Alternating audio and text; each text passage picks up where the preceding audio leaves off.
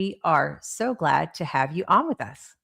Thank you very much. Appreciate you having me. Yeah. And for full transparency, I write the intros, right? So that would all the fun things I said about you, you would never say about yourself. You'd be like, oh, no, I just did the thing. I just did this thing. Yeah, no, Yeah. I appreciate that. You're doing the heavy lifting for me. Thank you. Of course. Well, for people who don't know you, give us a little bit about you and your story. Yeah, my name is Mudo Sanchez. I'm originally from San Antonio, Texas. I grew up playing baseball my whole life. I was able to play Division I baseball eventually, and it was amazing, and that I spent a large part of my life having my career, my baseball career, be like my identity, which is not a good thing. And I played against, it was a small Division One, but it was big enough to where I played against the SEC. So Yeah. LSU, Alabama, Tennessee, like all Mississippi State, like all the big schools. And so I felt like kind of on that big stage. And then I wasn't good enough. I got hurt. Wasn't good enough. Had to start over and figure out what I was going to do and become a normal working person, right? And I really struggled with that for a year or two, and then I found CrossFit, and I became a competitive athlete in CrossFit, and kind of the same thing where it was like one identity transferred into that, which again wasn't really healthy as well. Ended up being in the top 3% in the world in CrossFit at one point, and I got hurt. I herniated my disc. That was probably like 7 years ago or so. And I don't really actively work out because of that disc that's herniated. It's still herniated. So that's been a challenge. And then had to really kind of find myself through that and remove my identity from outcomes and, things and sports and that kind of stuff. And so I, poured into business and, helping companies grow. And for the past 10 years, I've been a CFO in the trucking transportation space. And we started a few companies. It was really cool to be there, kind of at ground floor and to see a company from, zero and grow that to, millions of dollars in sales a year. And then we acquired a few companies as well. So that was really fun. And now I'm actually focused on building my own software. So kind of taken the skills that I've accumulated over the years in a variety of different areas, and now I'm putting them to use and building a software out. And it's a little scary to be out on your own, but also fun. And I do feel like I'm at home in terms of, the work that I'm doing now. Yeah. Really fulfilling. So many people anchor their identity in the things that they do, right? Last week, we were talking with Tammy Kling about people put their value in what somebody's willing to compensate them, right? Similar. So if somebody came to you today and said, okay, so what's your identity? Like, who are you? What makes you you, separate of the things you've done? How would you answer that? Oh gosh, man, I was telling you before we aired that I don't ever prepare, I'm usually very comfortable on camera, but shoot, I didn't know you were going to ask me that kind of deep level question. Oh, the coach in me, that's what it's about. We're pouring into other people. I love it. If I would describe, my identity, outside of being a husband and a father, which I always think I could do better in that area, and I want to be better in that area, but I'm just in a season of life where it's, I got to grind. I have to build before I can step my, foot off the gas pedal. But in terms of what I would describe myself as I'm just a person that just doesn't give up. I mean, I'll just run through a brick wall to achieve that outcome ethically. I think the ethically part is really important because there's a lot of people that are high achievers out there that, behind closed doors, they're just not good people. They don't have a good moral compass. And that's really important to me. Sacrificing moral compass is not something I'm willing to do for any price tag. So, but I will, within that scope of, keeping that moral compass, I will run through a brick wall. And that's just how I've been built. It's how I was raised. Pretty rough upbringing as a kid, and I use that, to my advantage. There's some downsides to that, but then there's also some things that, I can persevere through that, most people probably can't. Yeah, which is the positive that comes out of, right, the things that we go through. Yeah. Going through childhood trauma, people wondered how I moved through that. And I said, when my son was a teenager, I realized why, and then had the opportunity to use that to help others, right? If somebody asked me, what's Mundo's identity? I would say he is incredibly well anchored in his values, right? Like the moral compass is definitely a value, it's integrity, it's ethics, etc. And you're humble. You're very humble. That's also another word I would use to describe you. And you freaking kill it. You kill it and then let people find out that you did it versus people who go out there and say, "Hey, I'm killing it. Check it out." Right? That is not you. You are I'm just going to go ahead and kill it and people are going to happen on it. Yeah. Probably ask me about it. No, I would resonate with that. Yeah, for sure. Yeah. Sorry for hitting you so heavy. I'll go back to a lighter question. You ready? Oh, I'm good. You can hit as heavy as you want. Okay. You spent years inside growing companies, building financial discipline into the foundation. What shaped the way you think about sustainable growth? Honestly, so I kind of left this out in my intro, but I started my career working in corporate America at a Fortune 100 company, and I was fortunate enough to go through Lean Six Sigma training, and I eventually went on to be a Lean Six Sigma black belt. And that really was kind of just one of those, at the time I was around 25. So, they say that the male brain doesn't fully form until you're about 25. So Yeah. I don't know if it was getting to that age and just having my brain fully form, or it was just like Lean Six Sigma was just like this light bulb moment for me. Yeah. But I do feel like that was very transformation for me, and it just fundamentally changed the way I think about things. Mm-hmm. And I just it's almost like I put on a different colored pair of glasses and I'm seeing different shades of reality. And I was able to, just see things that most people don't see in terms of evaluating, processes and eliminating waste and figuring out, okay, why are we doing, A, B, C, like, all these zigzag processes, like when this is the fastest, most efficient path forward from A to Z, right? Yeah. And that I would say was probably one of the biggest things that helped me in my career, was like going through that framework and way of thinking. And I think Lean Six Sigma gets a lot of criticism because it can create a, if you really stick by the book of this DMAIC framework, it's a great way of solving a problem, but stretching that solution out over months when it really could be solved in a day, right? And when you introduce that in corporate America, you can have a project that literally will span 6 to 8 months when, you really should have solved it in a couple of days or a week.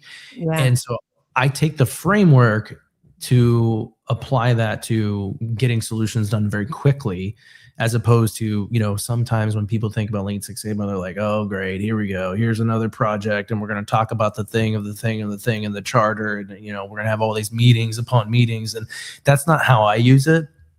But that, I would say, was probably the biggest transformation I had over the past, like 10 years through that. Okay. You've said it several times, but you've said it so fast. So what's it called? And what specifically is it that they do? Because people who don't know what that is, right, I'm sure are super curious. Because when you first said you had a black belt, and I'm like, oh, martial arts. No, I don't think I'd be very good at karate. So Lean Six Sigma is a methodology, and it's used by a lot of big corporations. It's focused, and it really originated more in the manufacturing, and it still lives very actively in manufacturing companies because it's very process, assembly line type of methodology driven. But it's a form of, continuous improvement and eliminating waste, is really how I would describe it. Where, again, talking about, finding the fastest path from A to Z, especially at large companies, when you're able to peel back layers of wasted movement or wasted activities or wasted jobs or wasted functions within the business, those numbers can be millions and millions of dollars, right? So when you're at that level, every little tiny incremental change you make can make some massive impact on your bottom line versus, you usually don't see that in your like mom and pop operator type of companies because, the changes you're making, like it's not worth the time to dedicate a focus to that. That's a pretty good overview of that. So I went through several years of formal training in that, and that really, helped me a lot, tremendously. So the belt colors are more of how much certification or application you've done within. Yeah, it's been a while since I've looked at that. I mean, I think it starts at like a white belt, which is like you took a 10-minute course or something like. Then it goes to like, it follows the same karate type of belt color path, and black belt being like the highest, right? Right. And then there's a couple levels higher than that in terms of like, Lean Six Sigma champion, where it's like they're overseeing the entire organization of Lean Six Sigma, that kind of stuff. But black belt is the highest level of certification, I guess. Well, it played a big part in you winning, 2 times CFO of the year. That is definitely something that would have played a big part. The pattern I see because one, I didn't know you grew up in San Antonio, and of course I live in Texas. Yeah. But pattern, as you kind of share the journey, is anything you've done, you've gone all in on, right? You don't hit the highest level. You don't get to Division 1. You don't get into the top. What percentage of CrossFit was it? 3. I mean, come on, right? You go all in. What is it that you think it is about you and your drive that once you commit to something, you go all, and by the way, you're a great husband and kids. You can see it anytime you post a video. So back to this. So back to this. That. Yeah. So what do you think it is about your drive that once you commit to something, you are going to hit the upper echelon or raise the bar? Again, I think it goes back to how I was, it was how I was raised. It was quite literally beaten into my DNA. And, I really just look at anything I'm doing, it doesn't matter what I'm doing. I'm trying to be the best at the world of what I'm doing. Does it mean I'm going to get there? Probably not. I don't know. Time will tell on, whatever I'm focusing on, but whatever I'm tasked with, I'm trying to just do the absolute best that I can. Yeah.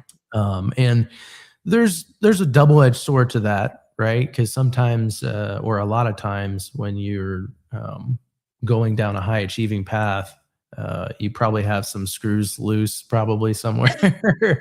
And I definitely have a few of those loose. And so it can create some unhealthy balance to where, I could easily get caught up in a 14, 15-hour day and just look up and be like, what time is it? It's just like I'm so laser focused on something. But yeah, I mean, it's just really attacking things with the purpose and trying to be the best version of myself. I mean, that's really what I try to do. Yeah. And I'm just very competitive. That's just how I grew up, and I'd always worked my whole life just trying to be the best in the world at what I do. And, nothing in my head ever was really good enough. And so like I was always challenging myself to be better, and I was always critiquing myself. Probably didn't give myself enough praise along the way, and still don't today. Yeah. But when you're constantly, kind of critiquing yourself and reaching for more, that does, push you to another level. Instead of being complacent, hey, I'm okay. I'm good at this level. I definitely push past that. And that's probably where, that comes out a little bit. Yeah. When you step into a business, so if somebody wants you to come in, look over their processes, their systems, what do you look at first? I mean, that's a very broad question, right? It depends on what kind of business that they're in. It usually doesn't take me longer than a day or two to figure out like where I think their biggest bottlenecks are, just from having conversations, poking around their business, understanding their business model. At the end of the day, business is business. At a fundamental level, every business has a set of financial statements. They all have a profit and loss. They all have a balance sheet. The numbers are generally the same in terms of revenue coming in, expenses Yeah. going out, managing cash flow. Um, the semantics change, KPIs change, and absolutely, like, having specific industry knowledge means way more than not having industry knowledge, Mm, right? In yeah. anything you do, but business is business. It's generally the same game. And if you Right. understand the rules of the game and how to play and how to win, you can probably figure out just about any line of business. So, really, just some of it is a lot of it is experience, and a lot of it is that, like, critical process thinking that we talked about with the Lean Six Sigma, is just evaluating processes and understanding where there's efficiency opportunities and that kind of stuff, and that comes through just conversations.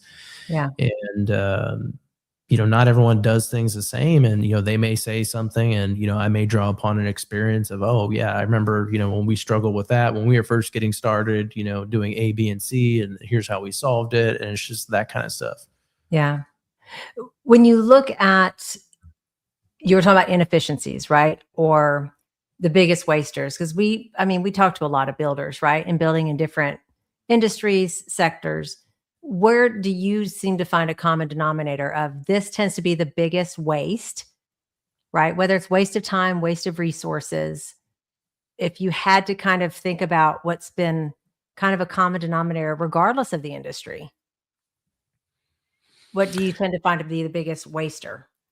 Maybe it might be, like, just from my lens and point of view, just Sure. being from the financial side, it's usually back office is a mess. Back office is usually a mess because it's very unsexy. It's very boring. Right. If back office and everything that's functioning in terms of, receivables management, or just, billing customers on time, doing your Yeah. books on time, that kind of stuff. If everything's going well, it it almost seems like it's just of no significant value whatsoever. It's like, well, Mm. why, if things are going well, it's like, why do we even have these people? Like, usually you don't see any Ah, problems, and it's just yeah. smooth. But if things are going bad, it's like, oh my gosh, my hair's on fire. My business is, like, blowing up in flames, and I don't even know how many flames, or how much the flames cost, how much the gasoline cost me to, devastate my business. And so then it becomes like the biggest problem of your life. But Yeah. when it's going smoothly, they're just like, whatever. So they don't get a whole lot of glory. But Yeah. if things are going wrong, everybody knows it. That is so true. I mean, thinking just through my old corporate career and going in, and I played cleanup a lot, right? I would be sent, didn't matter the company, to go similarly and clean up. And yeah, typically it started in the back office for Mhm. sure. That's so funny. Yep. Okay. You ready for the next one? Because this one's going to move on to the cool fluorescent behind you that I absolutely love. Okay. All Okay. right. Yeah, go for it. Uh, you talk about defining your buy box. Well, first we have to tell everyone what buy box is because now everybody's in real estate.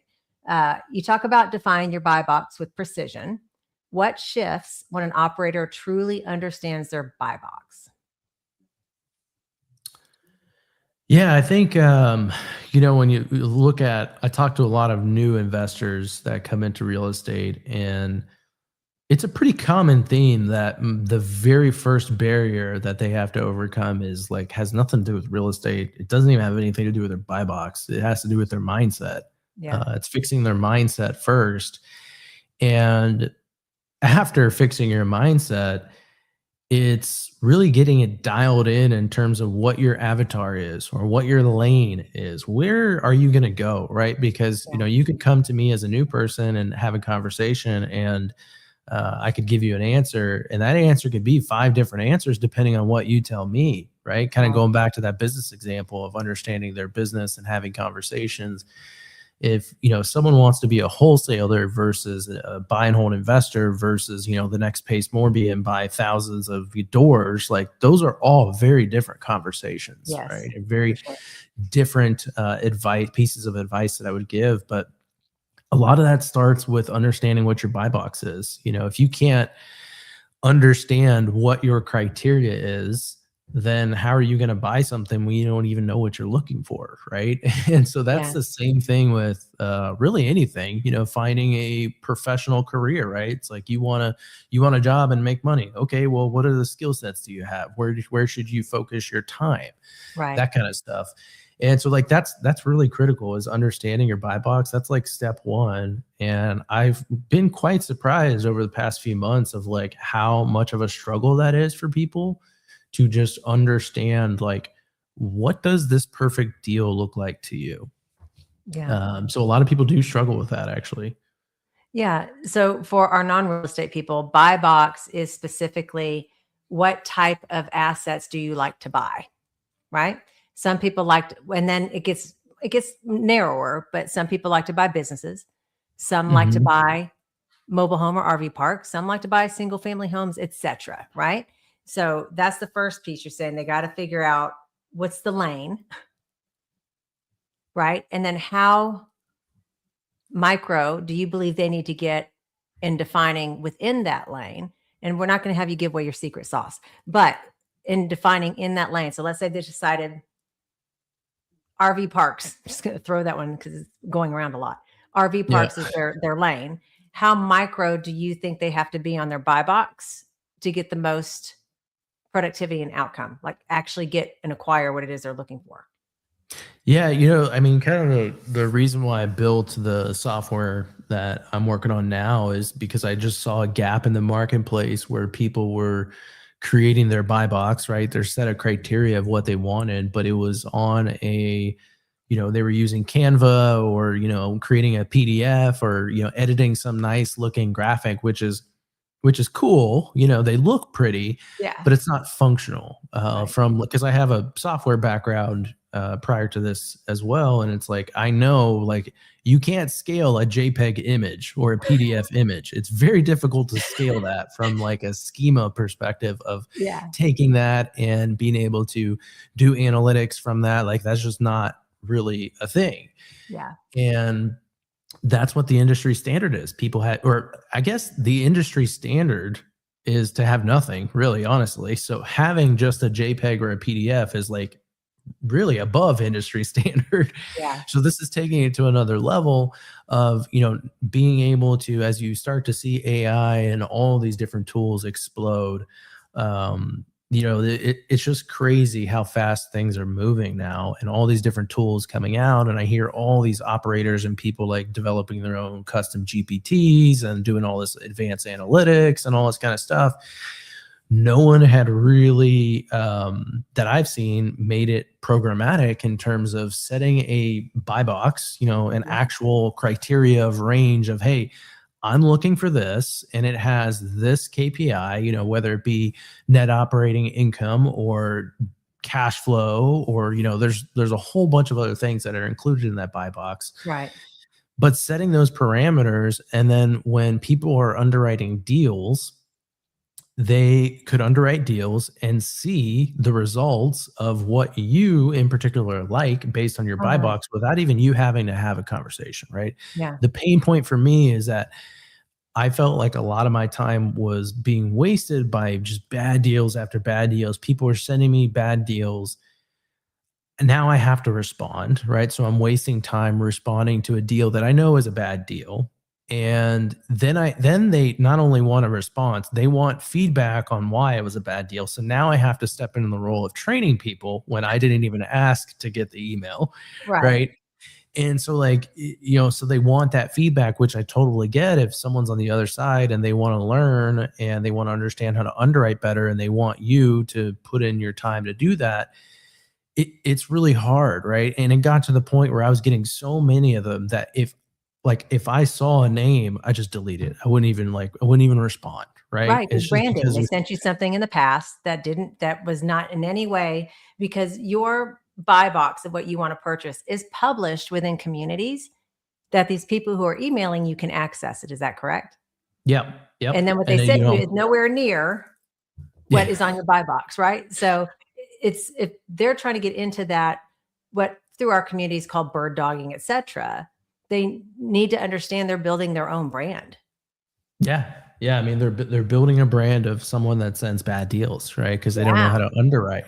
And that's not a brand you want to build, obviously. And but the point of that is, it's not a scalable process. And I really built the software to solve my own problem. And I Yeah. knew if I could solve my own problem, I could probably solve a lot of other people's problems as well. Because a lot of people that are scaling are, that's like one of the biggest complaints is like they just continuously get bad deals, and they're spending all these time and resources and hiring all these underwriters and doing all these things, and bird dogs that are just copying and pasting links and sending them to them and expecting them to do everything else. And so there's a lot of things like brewing in terms of this bottleneck, and that's really what the platform looks to solve by just automating that process.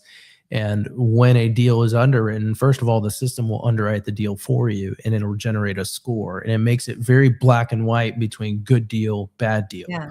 And even as wholesalers are underwriting, as they're doing it live, they'll see matches of people's buy boxes. So if I'm underwriting a deal and it's a good deal, I'll see like the top 10 results of like, okay, these people think it's a good deal.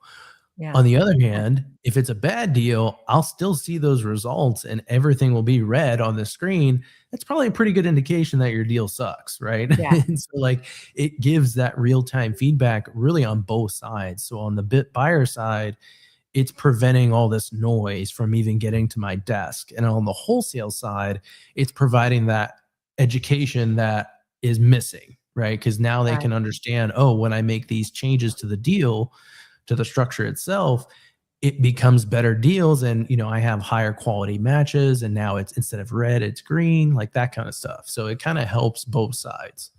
Yeah. A big question. And I think I know your next version of your buy box club, by the way, because a big question I get from people wanting to get into real estate, being an investor, is I don't know where I should start.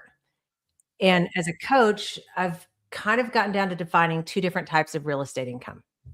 You have today money, and then you have long-term wealth, right? Asset stacking.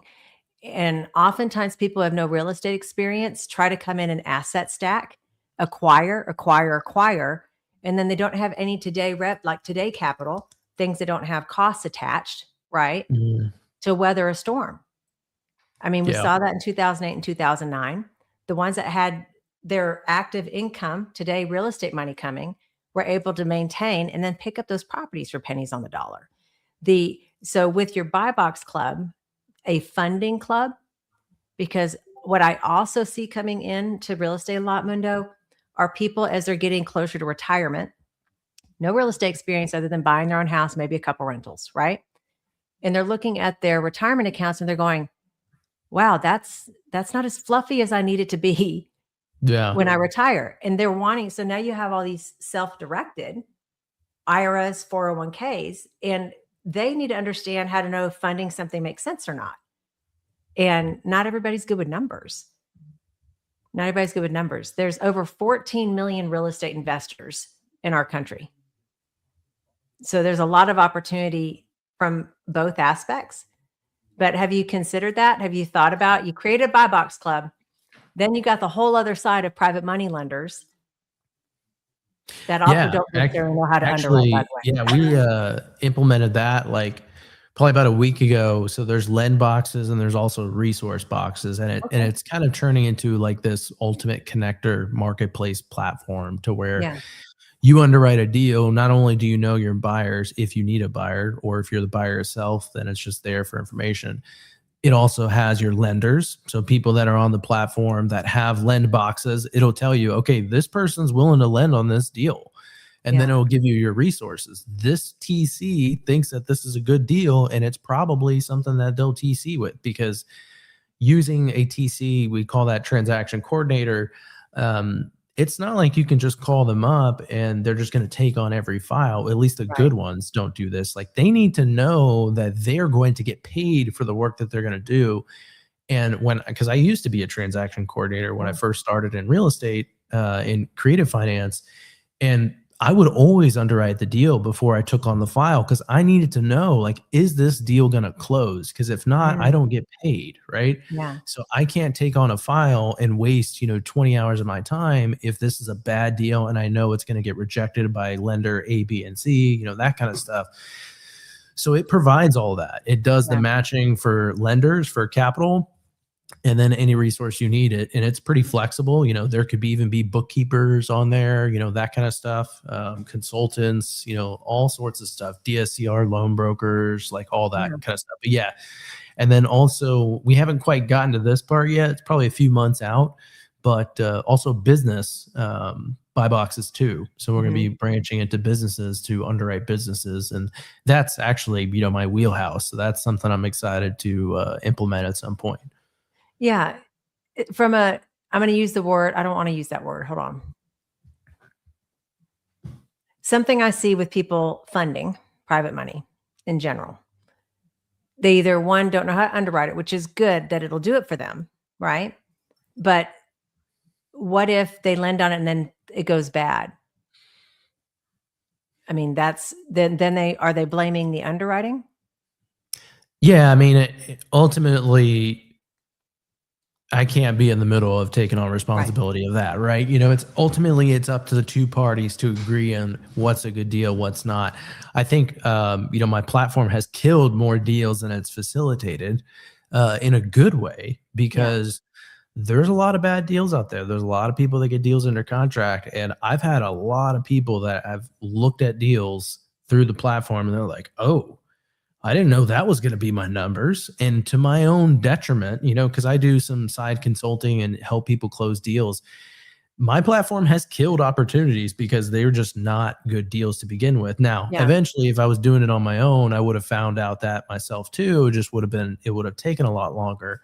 But it gives the ability right in the investor's hands to set the parameters. And when you start using it enough, like, you'll start to understand your own baseline score. And for me, for example, I know if a deal says my score is below 70, I'm not even looking at it because it's so far beyond salvageable. Like, for me, if it's at 70, I really want it to be in the 80s.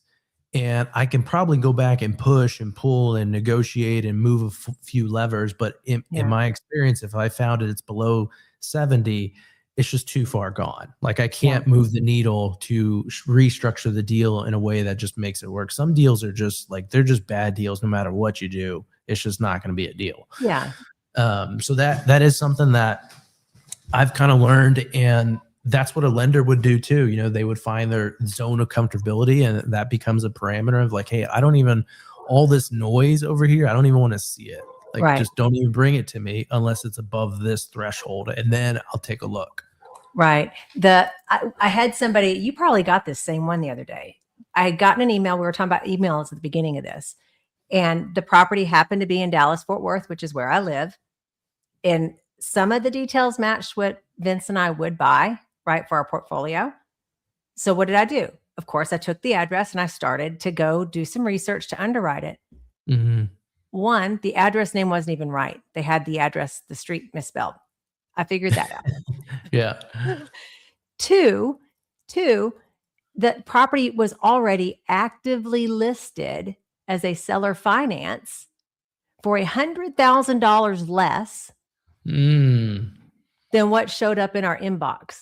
Yeah. And I was busy, and I almost was going to reply the email, but I'm busy. I'll do it. That's not my priority, but I will. Right.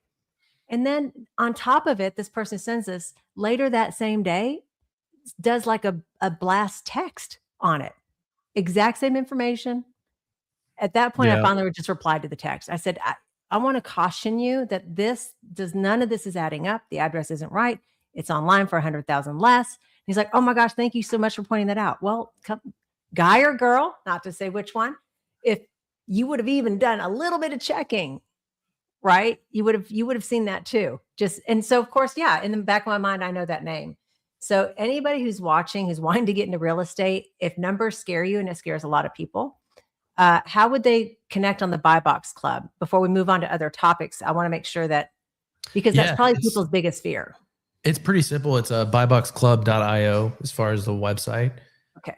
But yeah, I mean, the platform also forces transparency, in the spirit of, what you're saying on the emails. I remember getting an email a couple months back where I got the email from a wholesaler.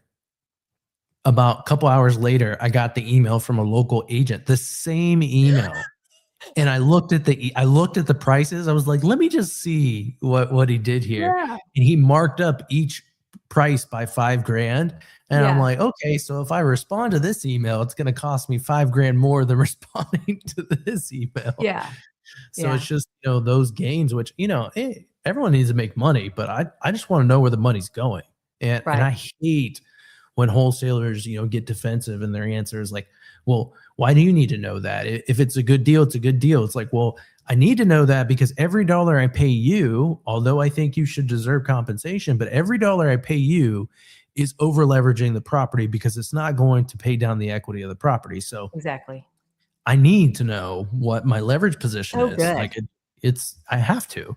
But Mundo, that is the CFO brain of you, right? Because you're like, it's not paying down the equity of the property, Yeah. right? I mean, you can sometimes see things where it's a $5,000 in between assignment fee. This thing had almost $100,000. Yeah, that's bad. And Yeah. oh, by the way, I reached out to the seller, just didn't say anything about receiving the information because it also said that they were willing to seller finance everything outside of that, which is his asking price. Yeah. So when I'm texting with this owner, I said, I said, what are your thoughts on seller financing? Because I'd be open to it with the right down payment. It wasn't, I said, are you under contract with anyone? No. It wasn't even under contract. Yeah. Wow. It was the shopping it about. Oh, okay. So we're going to talk more about you, Mundo. Let's see here. Where do you see entrepreneurs get emotional in their decision making? And how do strong operators stay grounded? Now, granted, most of the entrepreneurs we know are business owners, right? Real estate investors. Where do you tend to see them get a little emotional in their decision making process? And emotion outweighs logic.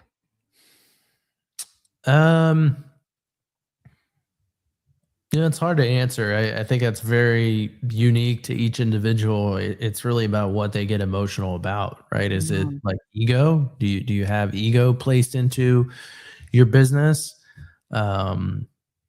That creates, some negative situations, right? If you're very defensible about your business and, it's okay for it to be your baby, but if you're going to take a defensive position on every statement someone makes about it and you don't step outside of that lens and look at it from like, okay, is the critique that I'm receiving, is it valid, right? Yeah. For example, like my software.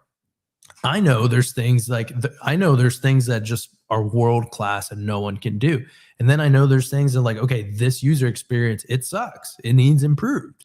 It's all about where you're spending time and resources. But if I get offended for someone that says, hey, this onboarding part, it really sucks, right? Like, not that anyone told me that, but if they did, yeah, the right thing to do would be take a step back and look at it and try to see, okay, is this valid?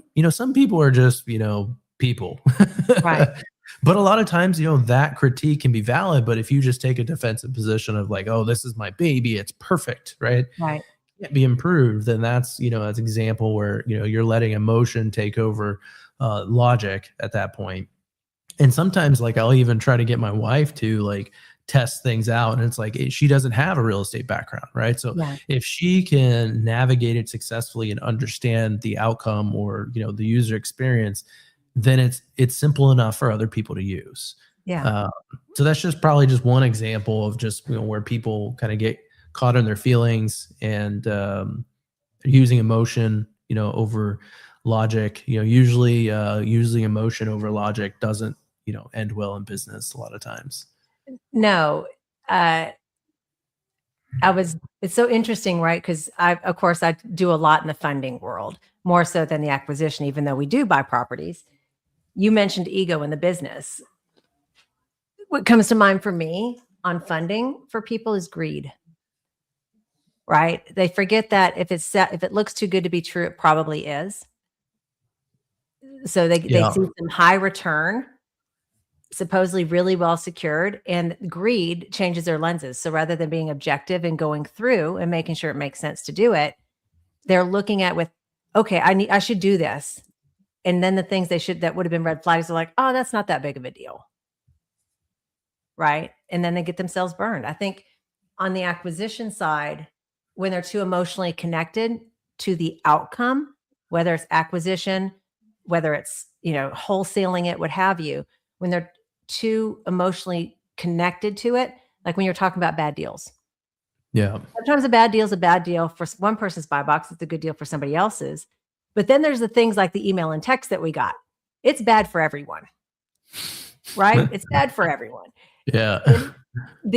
But if they were emotionally invested in that, they would have still kept trying to push it, even though they were just told all the red flags.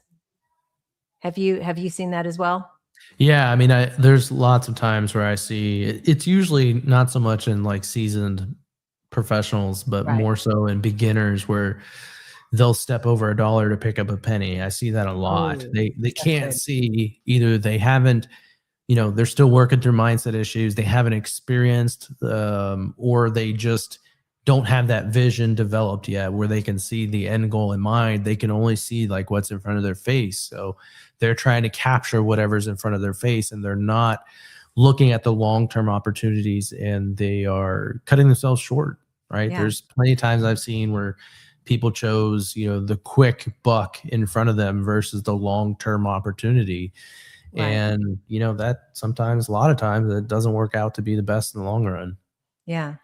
As someone who has juggled corporate roles as a CFO, your own businesses, your own rentals, right? Your own portfolios as an investor. That's a lot of different, one, responsibilities, two, active streams of income, right? And they all require attention. If Yeah. somebody came to you and let's say they are in a corporate career, right? Like we like to always say W-2, and then they want to add real estate besides figuring out what they would enjoy doing, right? You were talking about what's their avatar. How would you recommend to them to be able to balance it? Because one's paying their bills while the other one is in build mode. Yeah, I mean, I would just recommend to lend your money. Lend your money, get it secured by real estate. That's the best. If you're in the W-2 world looking to make a transition, again, it's like, are you trying to be the next Pace Morby, or are you just trying to build active income, or long-term wealth, or maybe it's tax plays. Yeah. These days, at least in some of the real estate communities I'm in, you can leverage your capital, the money that you have, into getting Yes. equity into deals and also get a return. That is to me the only passive role in real estate, is to become a lender. Yeah. I have a portfolio where I'm an operator, and these are properties that my name's on the line, right, that I operate. There is nothing passive about it. It is miserable. You mentioned, active income streams. Right. They ain't no active income coming in. I'm just dishing money out, like repairs break down, Yeah. It's really difficult these days with, from, if you go back to like, if you bought properties pre-COVID, you can probably cash flow really, really well. And you're probably still cash flowing pretty decently. If you bought properties post COVID, when, the market went up 40, 50%, or, whatever, the deals are really tight. The deals that I see now, I mean, you're lucky if you get $150 on a door for cash flow, and HVAC breaks down, boom, gone. That cash flow for a couple of years is just toast, right? And that's just one thing. I had a pipe burst at a property the other week, and that was like $6,000. Like, when am I going to see that back in year 2030? It's like, and I'm sure there's going to be some breakdowns in between then and now. So like, it is not a winning game for active income, at least investing it as like an owner of the property. Right. But if you're a lender, different story. It's not your problem, right? You're just getting a return on your capital. You're providing a loan.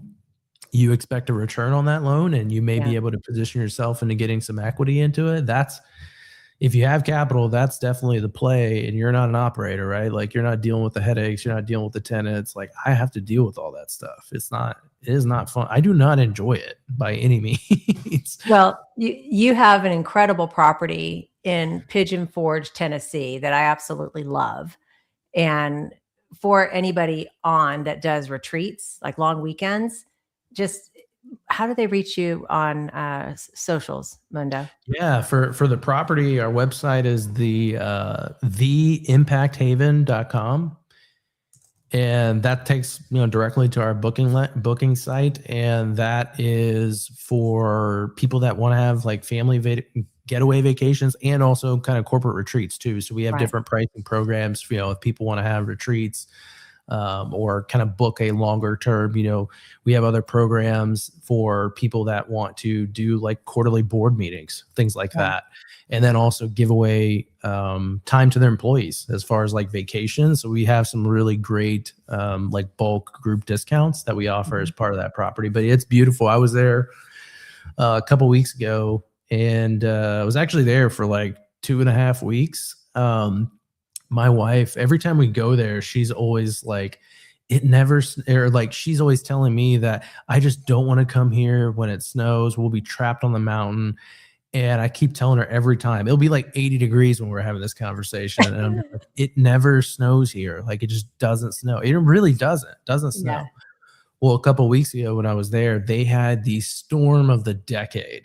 Like, oh, wow. So it snowed 12 inches and we were trapped on the mountain with we ran out of food. Like, we were down to the last day of food, with kids and everything. Yeah. We were stranded there for 5 days, couldn't leave the house. And then it thawed a little bit on the next day, and then it snowed again, and then we got stranded again for another day. So like, it kind of really stretched out our stay over a couple of weeks, and now she's like, I told you. I was waiting for it. You're just gonna see the stink eye and I told you so, giving you side eye. It's pretty. The downside is that, well, it's really an upside, I guess technically, is that it's on a mountain. Yeah. The positive to that is beautiful views of the Smoky Mountains, because you're on top of a mountain overlooking other mountains. It's amazing, but it is a little bit of a steep climb up, and pretty much all the properties in that area are the same way. At least the nice ones, they're the same way too. It's intentionally a drive from airports and stuff, because the whole point is to be able to unplug. Yeah. Right. I mean, it's intentional. And I love that. I want to circle back on one thing, because I meant to share this as a coach, because we're talking about people getting into real estate. That when I chat with people wanting to get into real estate, and I say, well, what do you want to get out of it? Right. People don't do real estate because they want to do real estate. They want an outcome. And they usually give me 2 or 3 laundry list things. I want to create generational wealth. I want to have control of my time. So get out of a job if they have a job. It's kind of the same things.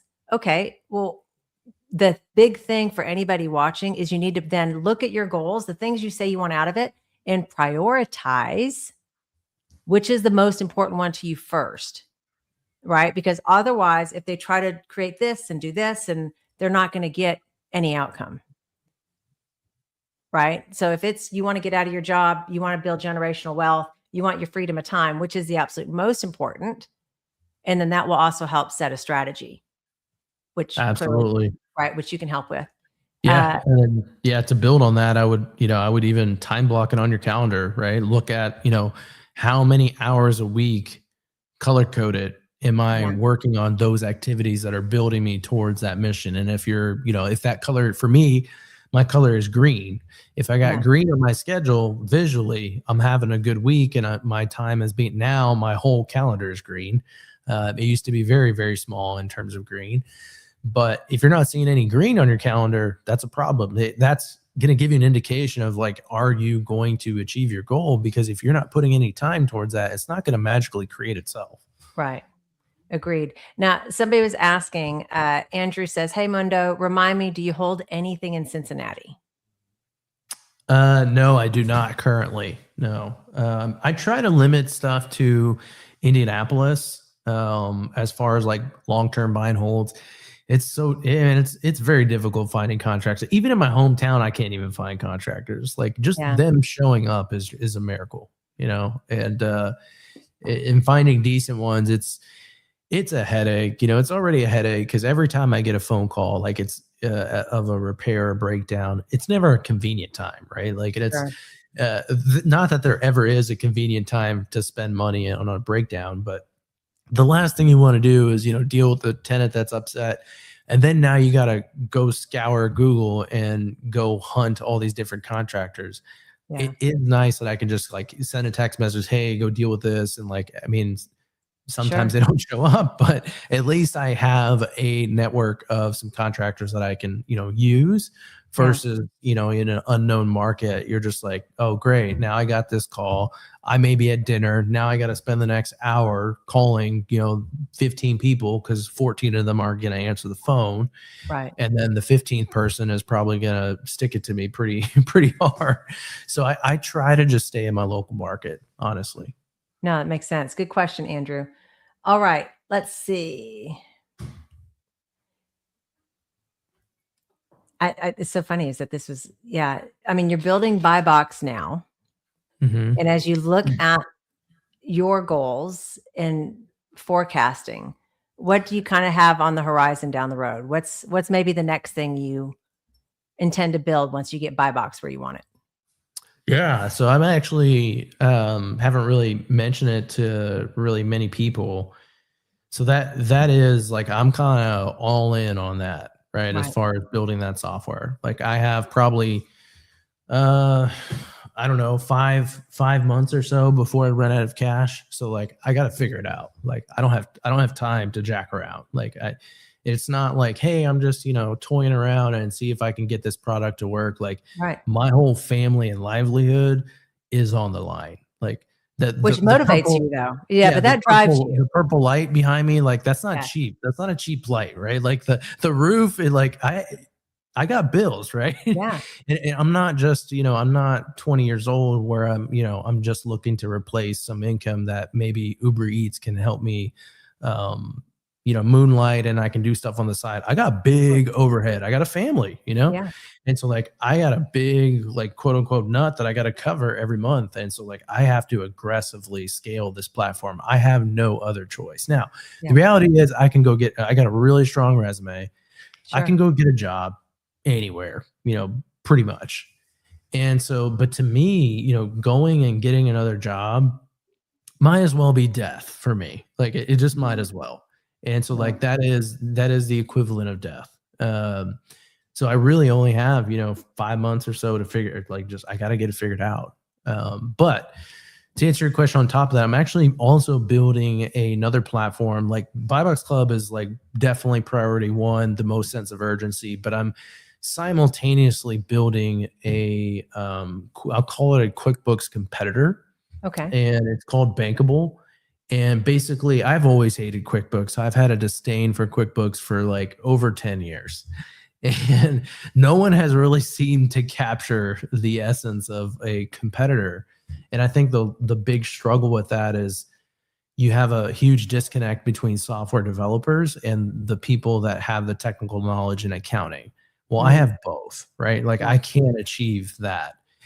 And what makes this one different, because, there are some like little softwares out there that have tried to launch against QuickBooks. I mean, they're just a behemoth, right? Everyone uses QuickBooks. This one will be focused on providing that CFO layer that small businesses desperately need. Yeah. I've spent a lot of years pitching to banks, getting bank institutional financing from lenders. I know exactly what they look for and what financials need to look like. I've never personally in my career have not gotten financing for what we have sought. And it's not because I have some magic words that I tell the bank. It's because I know what the bank is looking for. So I can either shut it down or pivot, or we can go in a different direction and wait a few months and restructure debt. And hey, we need to pay down debt. We need to do this. We need to do this, and that in order for us to have a conversation with the bank. Because then when we have the conversation, it'll be a yes, right? Yeah. And that's how I can kind of filter that out. And I know how to lay financial, not only financials, I know how to tell a story with numbers. And that's a really important skill. And what this software would do is programmatically do that. It would, click a button and it would create that pitch deck and that 5-year forecast at the click of a button to present to a bank. And the concept is that any small business, as long as you're making money, obviously, again, it goes back to like, you have to you have to have your business in a certain shape, but the software will help you get you there. Yeah. And that's like the main difference between that and QuickBooks, is that it provides that bank level grade of reporting that ultimately leads to you getting financing. And I want to make it priced economically to compete with QuickBooks in a way that just like, just takes market share from them. So like that's kind of the longer term vision on that product. But right now, Buy Box Club, getting that up off the ground and getting that stable. And when I can start getting deals myself on autopilot with very, very little involvement, right, that's when I know we're trending in the right direction, because I'm still focused on building the product actively every day. Yeah. Well, when you get to the bankable thing, because I also can't stand QuickBooks. And then on top of paying QuickBooks, I pay bookkeepers to handle the QuickBook crap because I don't like to deal with it. Right. It doesn't even work. The automation that they have it just sucks. Like it really sucks. How about I have something that it needs. I'm going to go ahead and give you a bankable thing for down the road. My bookkeeper every month, I need to pull all the credit card statements from all the businesses, right? All the bank accounts for her to balance the books. Yeah. If they're already connected to the freaking QuickBooks, why doesn't it just pull? It should just take the freaking statements. Right? It's a lot of wasted time. Like when we talk about wasted time, that pulling the statements for the bookkeeper. Yep. I can't stand it. Okay. No, I get it. Yeah, no, there's a lot of things that I've had to deal with that are, back office wise, that are just really annoying. And I've lived in the weeds for many, many years. So like, I know those types of struggles, and I can relate to like the everyday user of that product too. So yeah, those are kind of the two lanes that I'm going to be playing in over the next, couple months. Well, as people are listening, and you were talking about having a little bit more green space, if they were interested in possibly hiring you as a fractional CFO, right? Contract work to just kind of come in and do the thing you were talking about when you were consulting.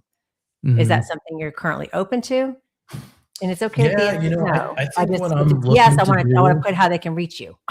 Yeah, I think what I would say for that is it does fit within that bankable vision. And, I kind of see maybe doing some of that down the road and using that bankable software to facilitate that process. Yeah. And not, maybe in a normal situation, it would require 60% of me. Now I can require 10, and it saves them a bunch of money.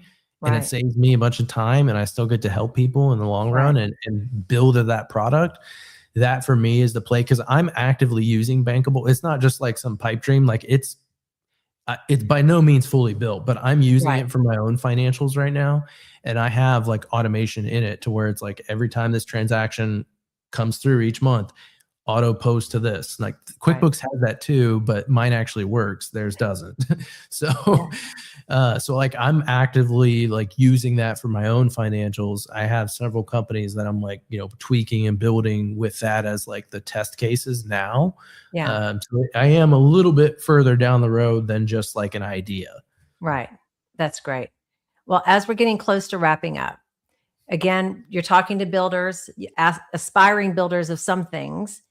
If you could just look back on your journey and leave them with a piece of advice as they're looking to either build or scale, what would that be?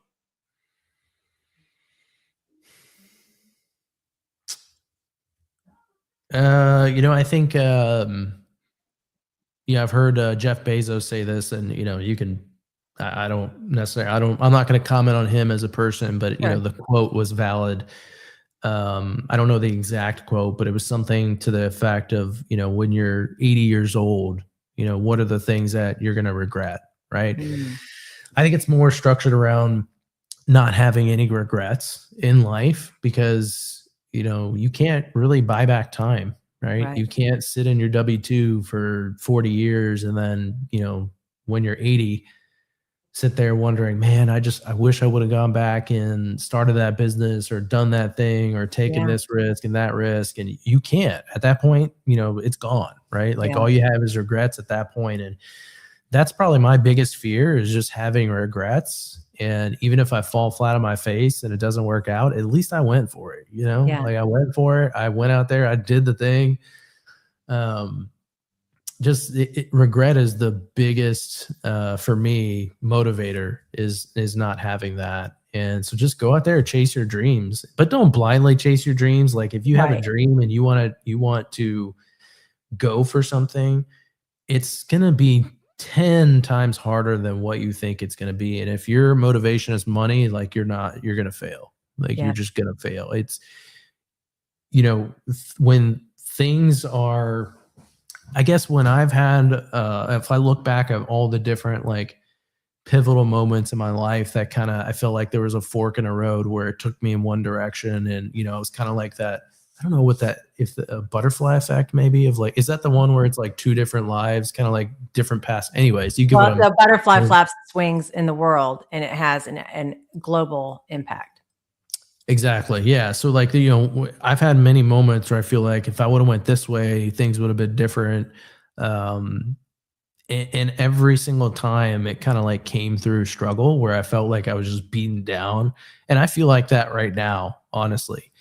I'm having so much fun building and doing what I'm doing and, you know, getting to control my schedule and do what I want to do. But like, I do feel beaten down. It's like, you got that, like, I'm not, you know, Iron Man or, you know, I Sure. still have those thoughts of like, shit, am I doing the right thing here? Like, this is scary. Like Yeah.